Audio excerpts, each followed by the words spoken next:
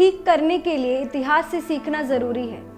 ध्यान दें, तस्वीरें परेशान करने वाली हो सकती हैं। मेरे देश, मेरे भारत ने 2021 में बहुत कुछ सहा है। कुछ दिल तोड़ने वाली थी, मानव जीवन के नुकसान की कहानियां थी। बिपिन रावत जैसी चौंकाने वाली घटनाएं थी, जिन्होंने हमें भी नाराज कर दिया। ऐसी अनगिनत घटनाएं हैं जिसके लिए कोई भी कह सकता है कि साल 2021 अप्रिय था। नमस्कार, मैं हूं रेवती वर्मा। आज मैं आपको ऐसी ही 3 प्रमुख घटनाएं याद दिलाऊंगी जो मानवता पर संदेह कराती हैं और गंदे अपराध और राजनीति में उतार। तो चलिए शुरू करते हैं।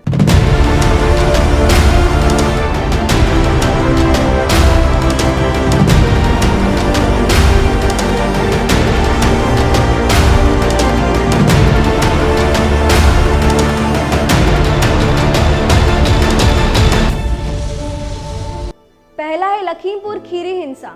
ये तस्वीरें देखिए, जहां यूपी के लखीमपुर खीरी में शांतिपूर्ण विरोध प्रदर्शन कर रहे किसानों के एक समूह को एसयूवी से रौंद दिया गया। यहाँ की पुलिस को, यहाँ के नेताओं को, यहाँ की फौज को, यहाँ के हर हिंदू को अस्त्र उठा करके इस सफाई अभियान को करना पड़ेगा। इसके अलावा कोई दूसरा विकल्प नहीं है। दूसरा है हरिद्वार का नफरत संसद। हरिद्वार की नफरत वाली संसद में स्पीकर के बाद स्पीकर के ये वायरल वीडियो खुलेआम भारत में मुसलमानों की हत्या का आह्वान कर रहे हैं। के बाद आपकी ओर से संदेश जाना चाहिए कि आप बायस्ड नहीं है, आप प्रशासनिक अधिकारी हैं, संवैधानिक हैं और आप सबके। अंत में है स्मशान घाट पर सामूहिक दाह संस्कार। पूर्वी दिल्ली के स्मशान घाट पर एक साथ सामूहिक निकायों का अंतिम संस्कार किया गया और इन 100 शवों को कोरोना की दूसरी लहर के चरम पर गंगा के तट पर पाया गया। बता दें, 2021 की इन तस्वीरों से यही पता चलता है कि जीवन सस्ता है।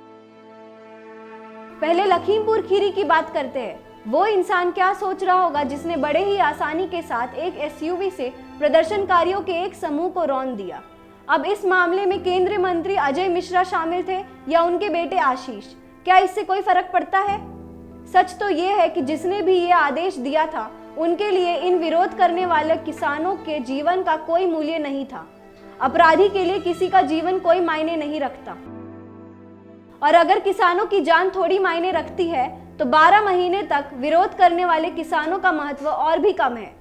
इससे हमें साफ पता चलता है कि चुनाव आने वाले थे, इसीलिए सरकार ने चुनावी हार के दशक से पहले किसानों के आगे अपने घुटने टेक दिए, वरना ये विरोध शायद 1-2 साल और चलता।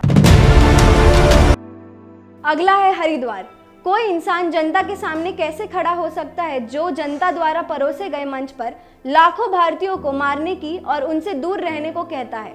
अभद्र भाषा फैलाने से लेकर नागरिकों को गाली देने तक, गांधी जी को गाली देने पर हर कोई पुलिस, स्थानीय प्रशासन और न्यायपालिका के शीर्ष अधिनियम के लिए चिल्ला रहा है। इसके बावजूद क्या हुआ? कुछ भी नहीं। नफरत फैलाने वालों और इस तरह के शब्दों को बोलने के लिए सशक्त करने वालों का फिर से यही जवाब होगा, जीवन सस्ता है। बता दें, देश के कोने कोने में रहने वाले भारत के करोड़ों अल्पसंख्यकों के जीवन का बहुत कम या कोई मूल्य नहीं है। और अंत में कोरोना की तीसरी लहर। शव दाह संस्कार के इंतजार में खड़े थे। भारी भुगतान पर शवों का अंतिम संस्कार किया जा रहा था। अस्पताल और ऑक्सीजन खोजने के लिए संघर्ष कर रहे परिवार ऑटो रिक्शा में अपने परिजनों को खो रहे थे।